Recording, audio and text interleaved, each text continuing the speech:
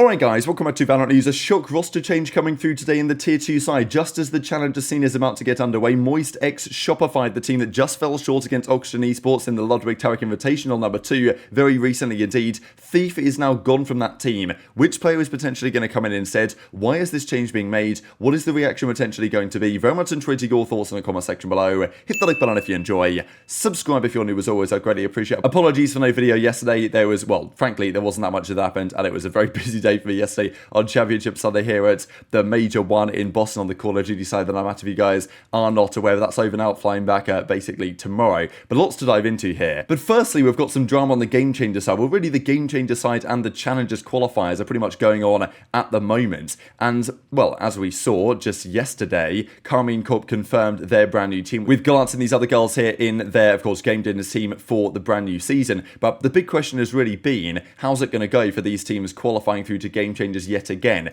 This is the closed qualifier that just concluded here in the North American series for Game Changers, when, as we see in the finals, FlyQuest Red and Shopify Rebellion, they made the finals. Shopify Rebellion takes the victory here on the 27th of January, and of course SR, the team that won the World Championship, they progress on. FlyQuest Red, very impressive performance, but that was pretty much what it took to qualify through to the main event and everything like that is going on. So that was closed qualifier number 1. Open qualifier number 1 happened before that, and then they do open qualifier 2, closed qualifier 2, etc, etc. Now I will say that look, Shopify have qualified now for the main event, and I'm sure that FlyQuest Red and these other teams will have a good chance come the second closed qualifier in the relatively near future. But it's somewhat strange, I would say, that of the 8 teams that will qualify here, only, SR, the world champions, didn't qualify automatically. Very confusing, I would say, that the world champions had to play in an open qualifier through all of those different teams to qualify for, the event that they effectively dominated last year.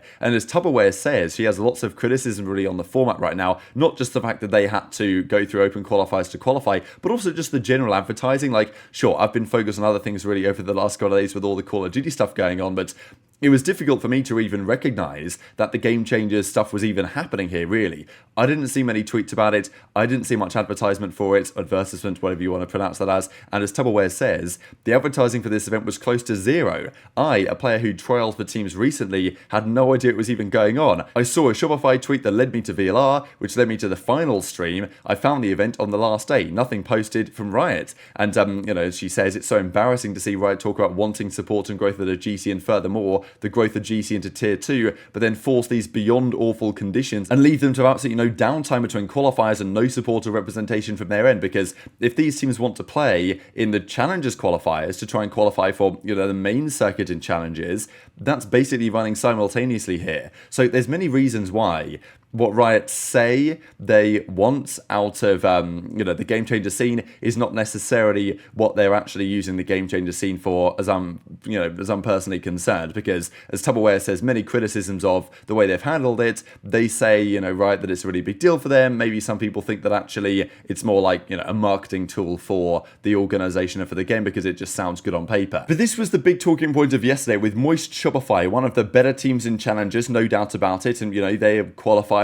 good for next year, I'm pretty sure, with how everything went last season. Thief is gone from the organisation going forward. You helped shape the MXX squad. Been a pleasure fragging by your son and keeping him moist. Wish you the best journey going forward. So this is such a strange timing, it's got to be said, of this announcement. The season is basically just about to get underway for Challenges.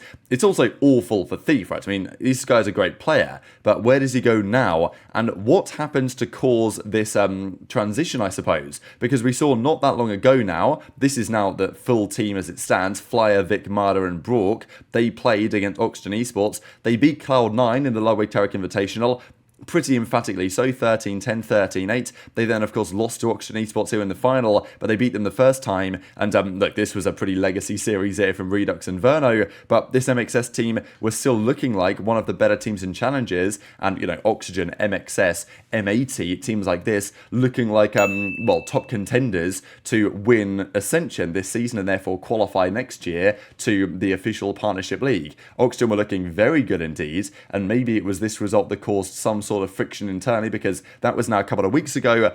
And now we are seeing potentially some of the reaction. I'm somewhat confused, it's got to be said, on the reaction to this, because some players came out and defended him in some ways and said best of luck. Some players maybe didn't. So I'm guessing some sort of behind the scenes conflict here was maybe going down. I don't know. Or they just think that with the new meta, like with things changing around, with the Sky Nerve and all this stuff, they just need changes to their to their roles, right? And just to maybe Thief isn't part of their future plans given the way that they perceive the meta to be moving. But yeah, I'm still surprised. Great player and teammate, great, skill set, but the team is looking for someone with a different skill set. So, I mean, I don't know if that means different skill set in terms of not being a difficult player to team with. I don't know, like quite sometimes this, it's like role issues, right? But the reality is maybe there's other reasons why this move might be said. But yeah, Max says, love Brady, he had a great time with the team. He's definitely the best free agent in challenges. So I guess he'll get signed somewhere, and it's going to make other teams kind of,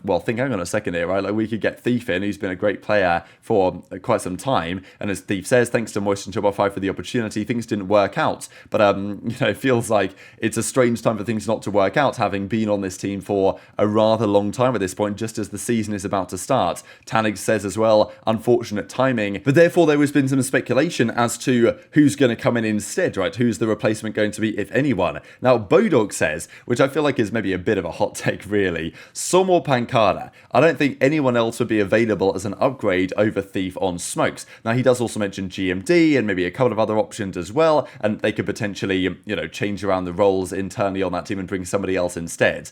But look, I think it's highly unlikely that either s0m or pANcada goes to join this team. Would pANcada consider it? I highly doubt it in the first place. I think he'd probably prefer to stay on Sentinel's bench than play on a Challengers team, because I think pANcada knows full well that when an opportunity arises, maybe on Lev, maybe on Loud, maybe on Sentinel's starting team, that makes the most sense. Like, I don't think pANcada will have to wait that long for a tier 1 opportunity to open the doors to him again. There might already be some, but he might prefer to stay for now on the bench of Sentinels and collect the paycheck and potentially get back into their starting team if they start to struggle. So I just don't see why pANcada would go to tier 2 to build up his stock when he still has very good stock, I would say, pANcada, in the tier 1 side.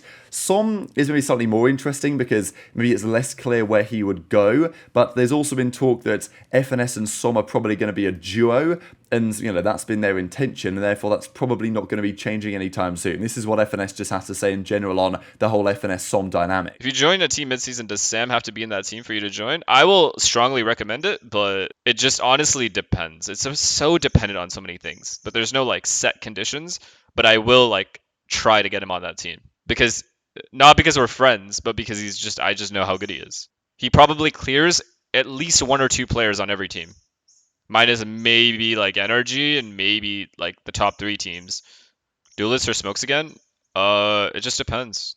Honestly, you can do it all. My duo can do it all. You just said a team who has problems will pick you up. Yes, but just because you have problems doesn't mean you don't have the capacity to win. If I see a team that I'm capable of helping win, then yeah, I'll join. I want to see Sam on a Jet in your team. Yeah, maybe. So very much intrigued to your thoughts in the comment section, like exactly what is going on there behind the scenes at Moist Shopify to, be forcing this to occur at the present time is, definitely not something I expected waking up to this morning. There's also this from Chet talking about it on Prac, right? I think it was a while ago now, there was drama between Chet and other coaches on whether you use Prac or whether you use other tools to do the scrims. But he says that actually the main group of challenger teams and franchising teams is getting kind of flooded. So they're doing an alternative one for current teams that, who want to join of any tier, and the existing group is not going away. So if you think you're good enough, then drop Chet a DM and get in that practice server, I guess, because that would be pretty interesting to see how that one might potentially develop. There's also just this to close out with that a few of you guys pointed out to me on just the future of, the sponsorship landscape in esports in general. I guess we're seeing it more and more so in other esports now, the prevalence of betting sponsors in certain regions. I mean, you see this in every single sport everywhere, especially in the UK, for example, on how this is going to go. But Riot have interesting opinions on whether bookmakers are going to be listed as an unprohibited sponsor, because right now they are prohibited as a sponsor for any teams. However, there is the potential, especially given that esports money-wise is struggling, and these bookmaker sponsors, shall we say, have relatively deep pockets, that maybe this is a way to make the landscape more more sustainable for some of the organizations. So obviously this goes both ways as a discussion, but there was some talk here that, over the last couple of years, they have decided that potentially in certain regions, these, sports betting houses will be allowed, and potentially the prohibition of those sponsorships will be released in the near future. So just to have a look at right here, of course, in the US, things are going to be different just because of the way that, the laws work in the States. So I think it's, possible that it will change in certain regions, but more than likely in the US, it's probably going to stay as the status quo for the time being. But very much interested your thoughts on all this stuff in the comment section below. Hit the like button if you enjoyed, subscribe if you're new, take care, and I'll see you next time.